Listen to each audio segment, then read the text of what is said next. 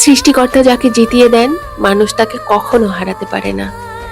জীবনে এমন অনেক সময় আসে যখন মনে হয় সবকিছু শেষ হয়ে গেছে, স্বপ্ন ভেঙে যায়, প্রিয় মানুষ দূরে চলে যায়, পরিকল্পনা ব্যর্থ হয়, আর চারপাশটা শুধু ধ্বংসস্তূপের মতো মনে হয়।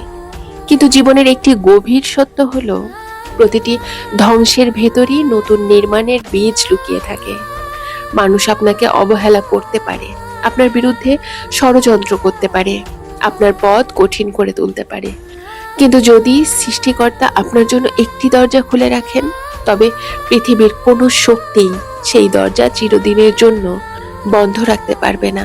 তাই মানুষের বিচার দেখে হতাশ হবেন না, কারণ মানুষের চোখ সীমিত, কিন্তু সৃষ্টিকর্তার পরিকল্পনা সীমাহীন।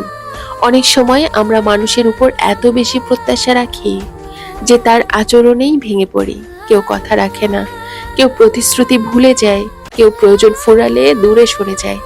তখন মনে হয় সব শেষ, কিন্তু সত্যি হলো, যার ভরসা মানুষ সে প্রায়ই হতাশ হয়, আর যার ভরসা সৃষ্টিকর্তা সে বারবার ভেঙেও আবার দাঁড়ানোর শক্তি পায়।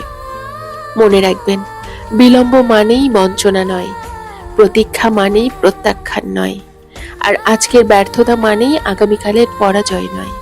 সৃষ্টিকর্তা যখন কাউকে উঠিয়ে দেন, তখন হাজার বাধাও তাকে থামাতে পারে না, আর যখন তিনি নতুন পথ দেখান, তখন বন্ধ দরজার আড়াল থেকেও নতুন সুযোগের জন্ম হয়।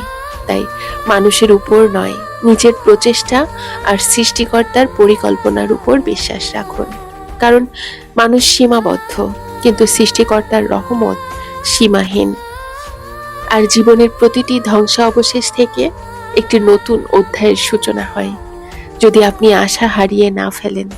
তাই আজও যদি পথ অন্ধকার মনে হয়, তবে হতাশ হবেন না, মাথা নত করুন, চেষ্টা চালিয়ে যান, আর বিশ্বাস রাখুন, যাকে সৃষ্টিকর্তা জিতিয়ে দিতে চান তাকে পৃথিবীর কোনো মানুষ হারাতে পারে না।